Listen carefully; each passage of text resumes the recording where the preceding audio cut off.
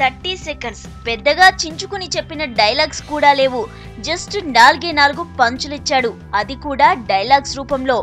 అంతే, garage target వీళ్ళే అంటూ సినీ ఇండస్ట్రీ మొత్తం గుసగుసలు.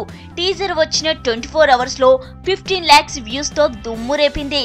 డైలాగ్స్ విషయానికి వస్తే, బలవంతుడు బలహీనుని భయపెట్టి బతకడం ఆనవాయితీ.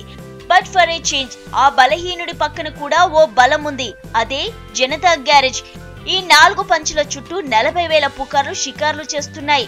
అసలే ఎన్టీఆర్ అంటే పొలిటికల్ బ్యాక్గ్రౌండ్ ఉన్న క్రమంలో మరిన్ని వార్తలు సర్క్యులేర్ అవుతున్నాయి. బలవంతుడంటే అధ్యక్షుడా, చేంజ్ అంటే రాబోయే రోజులా, బలహీనులు అంటే ప్రజలా, ఆ ప్రజల పక్షాన ఎన్టీఆర్ బలవంతుడా, జనత అంటే జనం అని వాళ్ళ బాధలన్నింటికీ రాబోయే ఎలక్షన్స్ లో సమాధానం చెబుతాడా?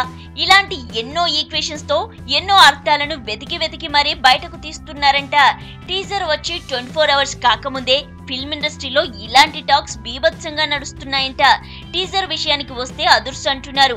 ఎన్టీఆర్ చాలా డిఫరెంట్ గా కనిపిస్తున్నాడు. డైలాగ్స్ డెలివరీలోనూ ఎమోషన్ కనిపిస్తుంది. ఫైటింగ్స్ లో సీరియస్ ఉంది. కథనం కొత్తగా ఉన్నట్లు స్పష్టంగా తెలుస్తోంది. టోటల్ గా జనతా గ్యారేజ్ సెకండ్ టీజర్ లో అయినా గ్లామర్ చూపిస్తాడో లేదో చూడాలి.